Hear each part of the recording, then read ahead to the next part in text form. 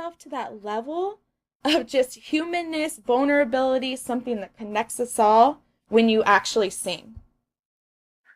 Well, that's crazy you just asked that because I just had posted something of today that, no matter where I am in the world, no matter what I'm doing, no matter who I'm meeting, I never forget where I come from and how much struggle I've had. As we all have had struggles, everyone has struggles. That's what makes us human, but that's also what separates the competitors from the people that are willing to give up so easily. So, like, I've been in several situations, like when I got in my near-fatal car accident and I had to learn how to walk again, and I'm walking into, the same bar on a wheelchair, with my leg up, and people I grew up with it, and it's like, you just get a little, it's okay to be vulnerable. I always tell people, don't hide your imperfections, embrace them. Like, don't be scared of them, don't be mad at them. Like, that's what makes us human, and that's what, Mm-hmm. And there's a lot of that I write from on the project coming up. I write from that aspect of it, and definitely from an allegorical standpoint of things I believe in. And I don't lose touch with being human and knowing that, the saying, self-made this and self-made that. I truly don't believe that that's true. I fully don't believe that. I feel like it involves a great team behind somebody to put them out or whatever like that is. And behind every man, there's an even greater woman. Wow. So, I feel as though sometimes we take for granted what's in front of us because we're so intrigued by if the grass is greener on the other side, and it's not always greener. Yeah. I'm actually just intrigued that you said behind every man is a greater woman. Like, in this industry, a lot of people don't respect women as equal as men. I have the greatest PR in the world, and she is the greatest woman ever. Her name is Miley Sims, and the reason I love her so much is because I think me personally, I have a different relationship with women because I have two incredible things that have happened in my life. I reunited with my birth mother last month, and, I was adopted by, I appreciate that. Yeah. Thank you. I was adopted by the greatest family and mother in the world. So, like, I value a woman's opinion so much more because as firm as a woman is as gentle as they are, and as, articulate as they are, and there's just so many layers to a woman that I feel like opens up a man to understand that it's okay to feel that way. It's okay to understand that side. And I respect women fully, and I honestly think the fact that it's even viewed or looked upon like that is pathetic, because I don't think gender has anything to do with what's bringing to the table, who's bringing what to the table. I think if you're smart, no matter what you are or who you are, you should be accepted and respected. Exactly. Gotcha. So, what is one of your greatest challenges in life so far that you've actually been able to overcome? Damn, where do I start? I don't know which one more or what chunk is more, but if we're talking in relation to what I'm trying to strive to do, when I was forced to withdraw from Berkeley College of Music, and I lost my voice due to polycystic disease, I definitely think that was the biggest test for me, because, you're 17, 18 years old in college, and for those that might not be familiar with Berkeley, it's such a hard school to get into for music. The fact that I got in there on a 4-year scholarship, I felt like I was letting everybody down by having this problem, even though it wasn't directly my fault. And it took me a year and a half to learn how to sing and talk over again completely. Wow. I feel like I've always chose the road less traveled, and I always feel like that's my gift. I feel like, me personally, I don't even care about the music aspect of it so much. I feel like my goal in life is, we're all vessels of God, but I believe, like, I'm here to be that person that people look at and be like, yo, he got through it, his story's crazy, I can get through it. And that's where we implement my charity that we're working on. Funny side fact, if anyone that's listening, is I actually got a scholarship to play golf.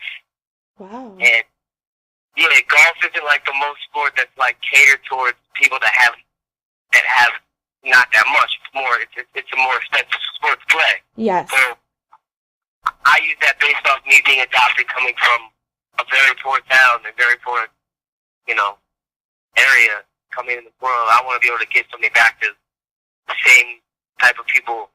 And I don't even mean like that, like type of people. I mean the same type of people that were that were less fortunate, like I was when I came into the world. Like I didn't have anything. Gotcha. So like I want to give back to them by using that to unite people and just giving back in a different light. And that's kind of what I'm doing with everything behind me. The Dreamers movement, urban rock. So yourself as a dreamer and representing all the dreamers out there, has your greatest dream in life been fulfilled? Yeah, it's kind of funny, man. It's like, I don't feel like people fully understand that.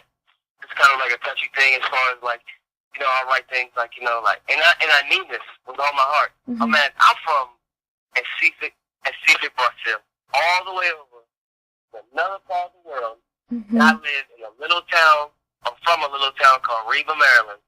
Country boy. There's nothing there. And to think to walk in every day to middle school and high school looking at the map, like I'm all the way from here and I live here. And mm-hmm. why am I brown? Why does my hair look like this?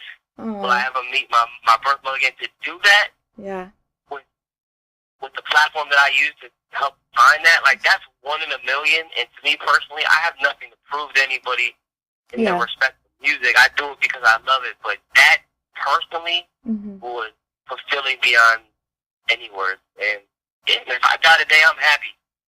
So what advice would you give to someone that has a dream in their heart, but they look around and, like you were saying, you were born in a less fortunate place. You came to the United States from this small town.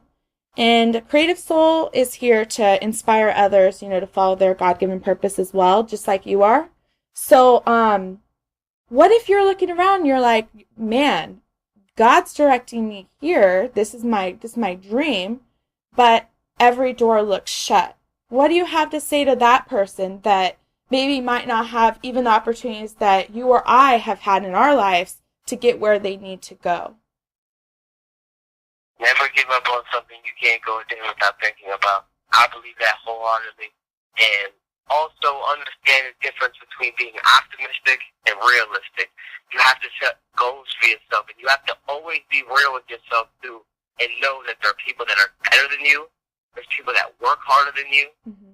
You have to trust in yourself and make sure that you don't take a day off because somebody else is in the gym while you're asleep, or somebody else is in the vocal studio while you're asleep, or not doing that.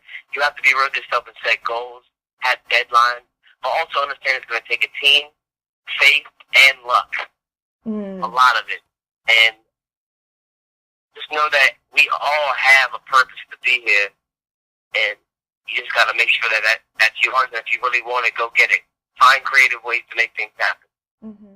And nowadays, utilize social media. Utilize that. We didn't have that as much as we do nowadays. So definitely utilize everything you can, and always network.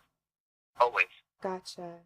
What advice would you give to someone trying to enter the business that maybe you wish someone would have told you as well? 100,000% more of the business aspect, because for me personally, being an artist is not enough. Okay. I'm a big believer in building a brand. That's something that I started and did from day one. I didn't just come in and say, hey, you know what? I'm just going to sing. I built urban rock. Mm-hmm. I really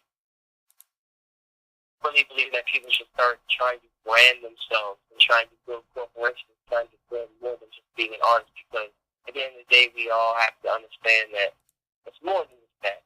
Like what Jay-Z and Dame Dash do with Rockefeller. Mm-hmm. Jay-Z is probably one of the smartest businessmen. I definitely think a lot more people start looking at what he's doing and using it to their advantage.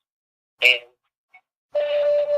just basically start getting more into the mindset of like, yo, I have to figure a way out to make sure everything is on the professional level. Even your business cards, man, even the people listening out there, if you get a whack business card, people look at that. Like, just everything. That's so true. It's so weird. Like, I could just get your business card and be turned off. Right? Right. You know what I'm saying? Like, everything has to, and ask people that know more than you. Don't assume that you know everything. Like, I always make sure I ask people that I know 30 times more than me. impact do you want your music to have, and what message would you like it to convey to your fans?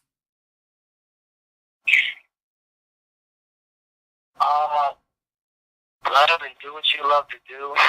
Never let anybody make you feel like you don't deserve what you want in life. And understand that David Correy and Urban Rock doesn't just stand for music. It stands for the world. It stands for people. And to all of you that might not know me, and all of you that might, just thank you for supporting me. And make sure you check me out at davidcorrey.com.